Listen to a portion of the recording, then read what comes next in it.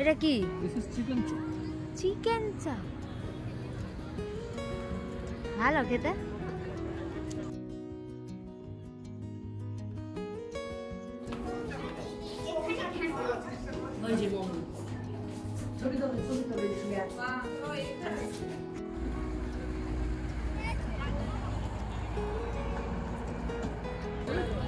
আজকেই তো লাস্ট, আর পড়া হবে?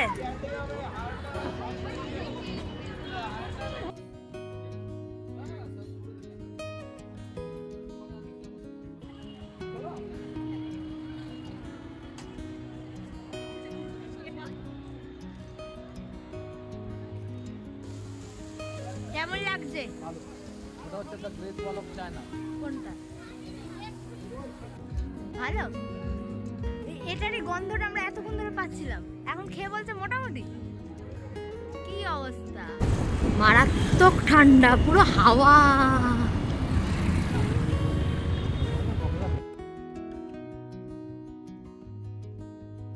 হ্যালো বন্ধুরা, welcome back to my channel inner soulmates. তো আমি মৌ নতুন একটা ভিডিওতে সবাইকে স্বাগত জানিয়ে আজকের ভিডিওটা শুরু করতে চলেছি। আজ হলো 31। সকাল থেকেই খুব লেথার্জিক লাগছিল, বাট তাও পড়ানো ছিল, সেটা কমপ্লিট করেই ব্রেকফাস্ট নিয়ে বসলাম। আর আজ ছিল কড়াইশুঁটির কচুরি আর কপির একটা তরকারি, এটা দিয়েই শুরু করলাম আজকের দিনটা। আর এখন এই বাজে বিকেল 4:30 নাগাদ। তো এখন একটু রেডি হয়ে নিয়েছি, একটু বেরোবো। আর আজকের এই বছরের শেষ দিনটা খুব ভালো করে সেলিব্রেট করব, তো তার জন্যই রেডি হয়ে নিয়েছি, বেরোচ্ছি। কোথায় যাচ্ছি সেটা গিয়েই বলবো। বেশ ওই 1 ঘন্টার মতো পথ। তো যেতে যেতে ভাবছি যে বছর তো আজ শেষ, নেক্সট ইয়ারটা যেন ভালো যায়, এটাই কামনা করি। অনেক ভালো খারাপ মিশিয়ে এই বছরটা গেছে। সব থেকে বড় কথা কি, যে সুবিধাভোগী কিছু মানুষদের ভালোভাবে চিনতে পেরেছি, এটাই যথেষ্ট না? আর শিক্ষাও আমার অনেক হয়েছে, তাই এখন কথাটা একটু কমই বলি, কারণ বোবার কোনো দিন কোনো শত্রু থাকে না। আর যেতে যেতে হঠাৎ হাতে দেখি আমার বিয়ের আংটিটা নেই। তো যেহেতু গাড়ি চালাচ্ছিল তাই আমি সেটা আর বলিনি। আর ওখানে গিয়ে পৌঁছাতেই আগে শাশুড়ি মাকে ফোন করি যে ঘরের মধ্যেই আংটিটা পড়েছে কিনা সেটা দেখতে। আর 1 ঘন্টা চিরুনি তল্লাশির পর ফোন করে জানায় যে সেটা পাওয়া গেছে অ্যাট লাস্ট। তো যাই হোক, তাতে একটু আশ্বস্ত লাগছিল, না হলে মনটা পুরো খারাপই হয়ে গেছিল। কথা বলতে বলতেই দেখুন এসেও পড়েছি। এবার তো বুঝতে পারছেন কোথায় এসছি আমরা। আর আগে এখান থেকে টিকিটটা কেটে ভেতরে গিয়েই জানাচ্ছি আমরা আজের 31টা কোথায় সেলিব্রেট করব। হ্যালো বন্ধুরা, welcome back to my channel inner soulmates. তো আমি মৌ চলে এসেছি একটা নতুন ভিডিওর সাথে। তো আজ হচ্ছে 31। তো 31 এই বিকেলের দিকে বেরিয়েছিলাম। তো আজ এসেছি হচ্ছে ইকো পার্কে। আর ইকো পার্কে আমরা 7 ওয়ান্ডার্সটা আজকে দেখবো। তো কী কী দেখলাম সব কিছু আপনাদের সাথে শেয়ার করবো। তো চলুন ভিডিওটা দেখতে থাকুন। আর আমরা 4 নাম্বার গেট ধরে ঢুকেছি। এখানে মেলা বসেছে, আজকেই তো লাস্ট, আর পড়া হবে? আর ইকো পার্ক ওপেন হয় সকাল 11টা থেকে, আর ক্লোজড হয় হচ্ছে যে সন্ধ্যে 7টা PM। আর মানডেটা পুরোটা দিনই ক্লোজ থাকে। আর এখানে ঢোকার এন্ট্রি ফিসটা হচ্ছে পার হেড 30 টাকা করে। এবার আপনারা যেখানে যা ধরনের অ্যাক্টিভিটি করবেন সেগুলো কিন্তু আলাদা প্রাইসে আপনাদের টিকিট কেটে নিতে হবে। এদিকে আসো, এদিকে আসো, কিনবো কিনবো।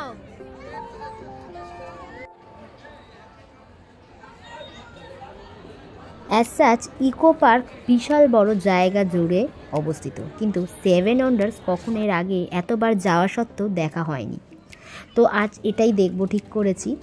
আর এখানে গেটের সামনে মেলাও বসেছিল, সেটা আপনাদের দেখালাম, যেখানে বাচ্চাদের টয়েস, ক্রিসমাস বা নিউ ইয়ারে পরার জন্য এই ধরনের লাইটিং হেয়ার ব্যান্ডগুলো পাওয়া যাচ্ছিল। আর আমাকেও লাস্ট অব্দি একটা কিনে দিল। তো এবার ভিতরেও ঢুকেছি। আর 7 ওয়ান্ডার্স দেখার জন্য ভিতরেও আলাদাভাবে টিকিট কাটতে হয়, যেখানে পার হেড 30 টাকা করে নিচ্ছিল। আর এখানে না খাবারের প্রচুর স্টলও বসেছিল, আর গন্ধতেই খিদে পেয়ে যাচ্ছিল। যাই হোক, ওসব ভেবে লাভ নেই, আগে যেটা দেখতে এসেছি সেটা আগে দেখি। গেট থেকে এন্ট্রি নিতেই প্রথমেই থাকছে হচ্ছে মিশরের পিরামিড। বেশ অনেকটা জায়গা জুড়ে এটা রয়েছে, দিনের আলোতে আরও সুন্দর লাগে আশা করি দেখতে। চারিদিক খুব সুন্দর করে ফাউন্টেন দিয়ে সাজানো। পিরামিডের মধ্যে আর এই লোকেশানে দিনের আলোতে এক রকমের ভিউ আর রাত্রের বেলার ভিউটা একদমই আলাদা লাগে। ছোট ছোট লাইট দিয়ে কি সুন্দর করে অন্ধকার জায়গাটাকে একটা নিবু নিবু একটা অ্যাম্বিয়েন্স তৈরি করেছে, বেশ ভালোই লাগছিল। তো জানি না সকালে আসলে হয়তো অন্যরকম একটু ভিউ পেতাম। তো আমি পুরোটা একটু আপনাদের সাথে ঘুরিয়ে দেখাই, আর এক নজরে যতটা দূর আমার চোখ যায় ততটাই আমি আপনাদেরকে একবার পুরো 7 ওয়ান্ডার্সটা দেখালাম। কি সুন্দর দেখুন, লাইটিং আর ফাউন্টেন দিয়ে জায়গাটাকে সুন্দর করে সাজিয়েছে। আর দূরে এক নজরে দেখা গেল হচ্ছে তাজমহল, ওটাই যেন আমাকে বেশি টানছে। পিরামিডের ভেতরে ঢোকার অনেকটা লাইন ছিল বলে তাই ঠিক করলাম যে 7 ওয়ান্ডার্সের মধ্যে 1 wonders that is Petra in জর্ডানটা দেখে তবেই ওখানে যাব।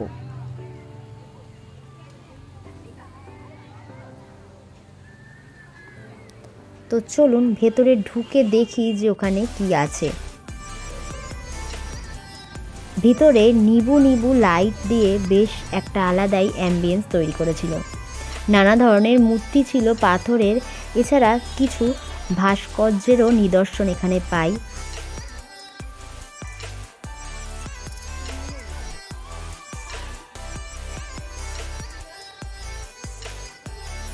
আর দেয়ালে নানা ধরনের ছবি আঁকা ছিল। ওই তাজমহলটায় যাব। এরপর এটা দেখে যেটা দেখবো সেটা হচ্ছে এস্টার আইল্যান্ড স্ট্যাচু। খুবই ভালো লাগছিল জাস্ট কলকাতায় বসে এরকম ফরেন কান্ট্রির এরকম হিস্টোলজিক্যাল প্লেসগুলো দেখতে পেয়ে।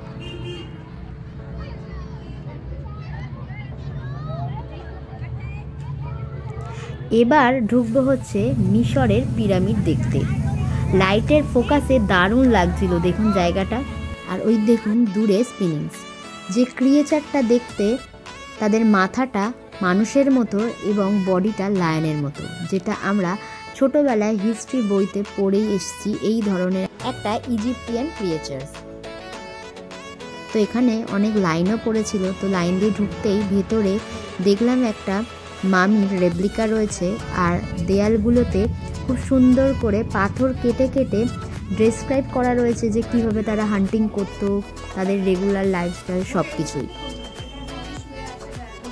তো বেশ ভালো লাগলো এটা। তো এটা দেখে এবার যাব হচ্ছে তাজমহল দেখতে। দূর থেকে লাইটের ফোকাসে দারুণ লাগছিল দেখতে, আর সামনে এরকম একটা সুন্দর ফাউন্টেন রাতের অন্ধকারে বেশ একটা মায়াবী অ্যাটমসফিয়ার তৈরি করেছিল।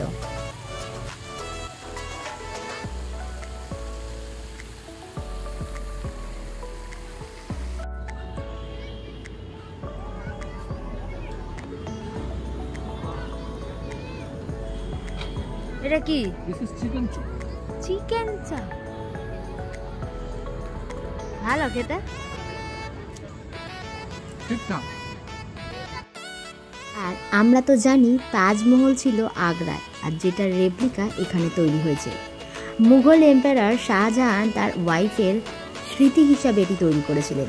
এটি ছিল যমুনা নদীর তীরে অবস্থিত, আর এটা তৈরি হয়েছিল হচ্ছে সাদা মার্বেল দিয়ে। আর শিল্পী তৈরি করতে সময় নিয়েছিল হচ্ছে 17 বছর। পুরোটা কমপ্লিট হয়ে যাওয়ার পরে যে শিল্পী এই তাজমহল বানিয়েছিলেন তার হাতটি শাহজাহান কেটে দেন, যাতে করে ইন ফিউচার সেকেন্ড টাইম আর কেউ তার মতো তাজমহল না বানাতে পারেন।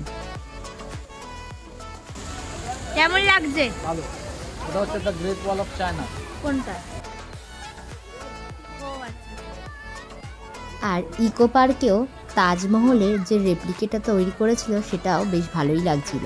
পুরোটাই সাদা মার্বেলেরও তৈরি ছিল এটাও। তাজমহল দেখে বেশ ভালোই লাগলো।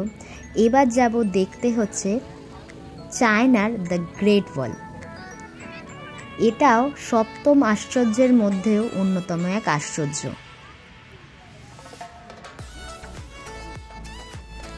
প্রাচীন চায়নার এটা নির্মাণ কার্য শেষ হয়েছিল হচ্ছে 1878 সালে। এই প্রাচীরটি চায়নাকে এনিমির অ্যাটাক থেকে রক্ষা করত।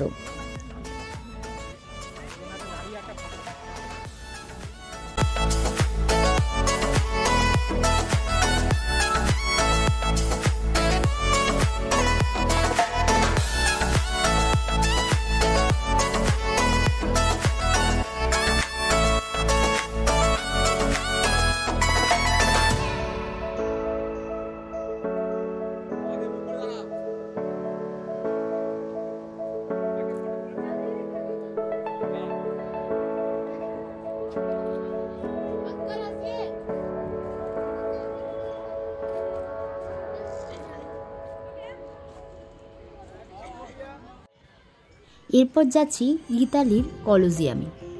রোমান সাম্রাজ্যের স্মৃতি ধারণ করা কালের সাক্ষী হচ্ছে এক অনন্য স্থাপনা, যেটার রেপ্লিকাটি একদমই হুবহু কলোজিয়ামের মতোই তৈরি করেছে ইকো পার্কে।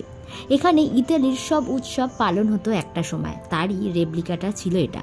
আর এখানে গ্ল্যাডিয়েটরদের নামের যোদ্ধারা আমরণ যুদ্ধ করে যেতেন, কখনো বা তাদের দিকে লেলিয়ে দেওয়া হতো বাঘ বা সিংহের মতো হিংস্র পশুদের। এসব ঐতিহাসিক স্মৃতিকে ধারণ করে আজও ইটালির রোমে দাঁড়িয়ে রয়েছে এই কলোজিয়ামকে। কলকাতার বুকে এক ছোট প্রতিচ্ছবিকে তুলে ধরেছে এই ইকো পার্কে খুব সুন্দরভাবে।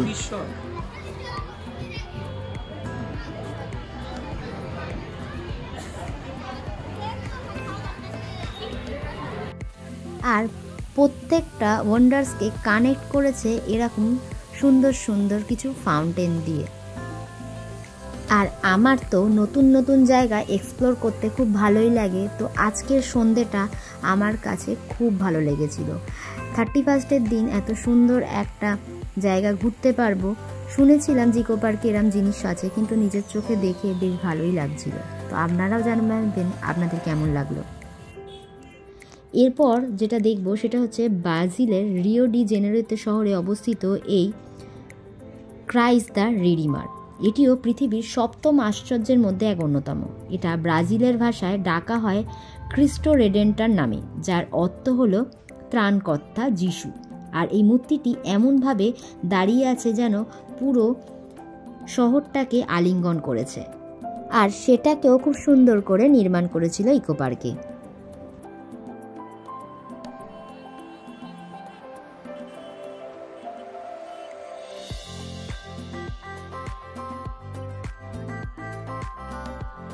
সপ্তম আশ্চর্যের সব কটা আশ্চর্য কিন্তু আপনাদের সাথে ঘুরিয়ে দেখিয়ে দিলাম। এবার এখান থেকে বেরোবো, মানে 7 ওয়ান্ডার্সের যে আলাদা একটা প্লেস ছিল সেখান থেকে বেরিয়ে এবার ইকো পার্কের দিকে যাব। আর ইকো পার্ক কিন্তু 7টা অবধি এই 7 ওয়ান্ডার্সের যে প্লেসটা খোলা থাকে, তো এরপর বন্ধ হয়ে যাবে। তো এখন থেকেই বলছে, ওই জন্য আস্তে আস্তে বেরিয়ে যেতে 7টা মোটামুটি বেজেও গেছে। তো এবার আমরা এই গেটটা ধরে বেরিয়ে এবার অন্য একটা গেটের দিকে যাব। আর এখানে পুরো ম্যাপটাই মোটামুটি দেয়া রয়েছে যে টয় ট্রেন বা বোটিং বা ইকো কার্ট কোথায় কোনটা পাওয়া যাবে অ্যাভেলেবেল। তো সেই দিকটা আমরা একটু যাচ্ছি, যেহেতু সন্ধে হয়ে গেছে তাই আর বোটিং বা সাইক্লিং কিছুই করা যাবে না। তাও একটু ঘুরে দেখি চারদিকটা।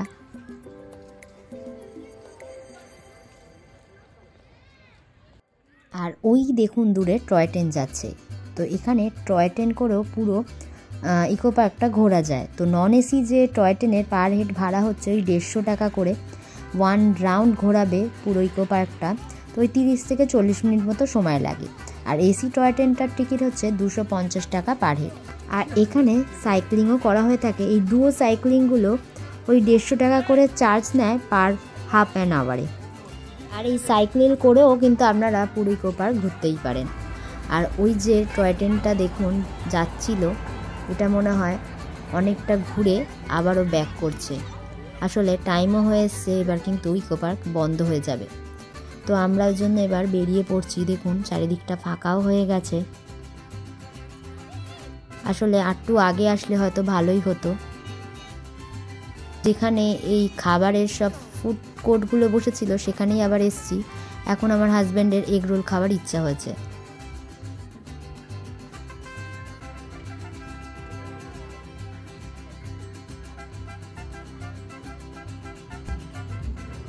ভালো আনিছে, হ্যাঁ ভালো, এটারই গন্ধটা আমরা এতক্ষণ ধরে পাচ্ছিলাম, এখন খেয়ে বলছে মোটামুটি। কি অবস্থা। তো এবার আমরা এখান থেকে এক্সিট করে যাচ্ছি। এই ধরুন এখন 7টা সাড়ে 7টা বাজে, তাই ভাবলাম যে আরও কোথাও যাই, নাহলে আবারও বাড়ি চলে যেতে হবে। তাই এখান থেকে ঠিক করলাম যে সামনেই রয়েছে CC2, তো সেখানেই যাব। আর এখন গাড়িতে উঠে মাথায় এই ধরনের লাইটিং হেয়ার ব্যান্ড জ্বালিয়ে এবার যাব CC2-তে। তো চলুন দেখা হচ্ছে আবার CC2-তে।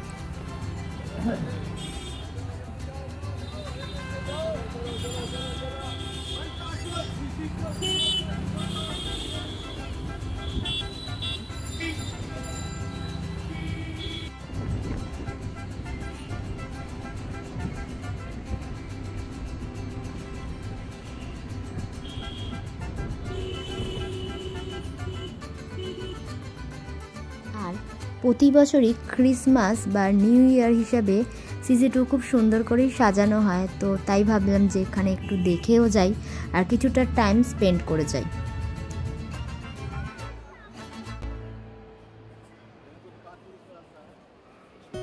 আর সত্যি বলতে 31st দিন ঠান্ডাটাও মারাত্মক পড়েছিল, বাইকে একেবারে কাঁপিয়ে দিচ্ছিল যাকে বলে।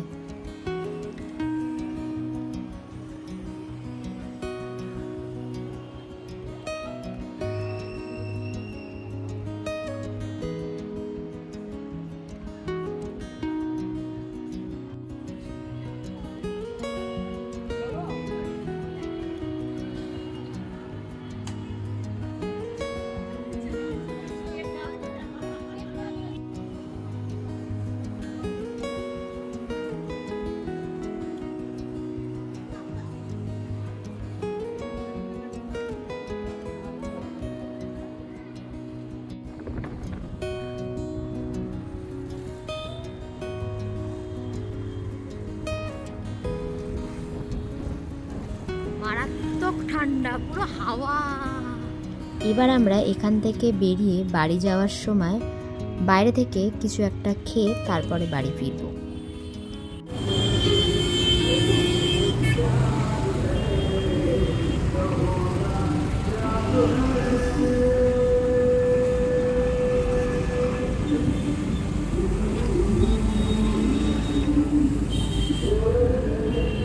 আর দূরে শুনতে পাচ্ছেন যে গানের আওয়াজটা, সেটা হচ্ছে পরিবেশ মেলাতে সেদিন বাবুল সুপ্রিয় এসেছিলেন, তো পারফর্ম করছিল, সেই ভয়েসটাই কানে ভেসে আসছিল। আর এখন আমরা চলে এসেছি হচ্ছে মধ্যমগ্রামের হাতারি রেস্টুরেন্টে। তো এখানে প্রচুর লাইন ছিল আজকের, প্রায় আধ ঘন্টার ওপরে আমাদের এখানে ওয়েট করতে হয়েছিল, তারপরে টেবিল পেয়েছি। যাই হোক, খাবার আমরা অর্ডার দিয়ে দিয়েছি, চলেও আসবে।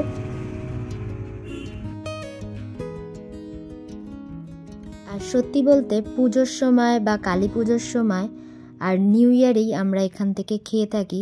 আর খাবার কোয়ালিটিও এক কথায় খুবই ভালো, মানে একজনের জন্য যে কোয়ান্টিটিটা দেয়া হয়ে থাকে সেটাতে আমরা দুজন খেয়েও অনেকটাই বেঁচে যায়। তো যাই হোক, এই মিক্সড শেজওয়ান চাউমিন খেয়ে এবার বেরিয়ে পড়ব। আর আজকের এর ভিডিওটা আপনাদের কেমন লাগলো অবশ্যই কিন্তু জানাবেন। আজকের আমরা এরমভাবেই 31টা সেলিব্রেট করলাম দুজনে মিলে। আর এখন আমরা ব্যাক করছি, আর এখন বাজে এই রাত 11টা সাড়ে 11টার মতোই, আর রাস্তায় ভীষণই জ্যাম, তাই ভাবলাম যে ভিতরের রাস্তাটাই ধরলেই তাড়াতাড়ি বাড়ি পৌঁছাতে পারবো। আর সবাইকেই জানাই হ্যাপি নিউ ইয়ার, এই বছরটা সবার খুব ভালো যায়। তো আজকের ভিডিওটা এইটুকুই, আপনাদের কেমন লাগলো অবশ্যই জানাবেন। ভালো লাগলে চ্যানেলটিকে লাইক, শেয়ার অ্যান্ড সাবস্ক্রাইব করে দিয়ে যাবেন। আর পাশের যে বেল আইকনটা আছে সেটাও প্রেস করে দিয়ে যাবেন, যাতে পরের ভিডিও নোটিফিকেশন সবার আগে আপনার কাছে পৌঁছায়। ভালো থাকবেন, সুস্থ থাকবেন, নতুন বছর খুব ভালোভাবে কাটান।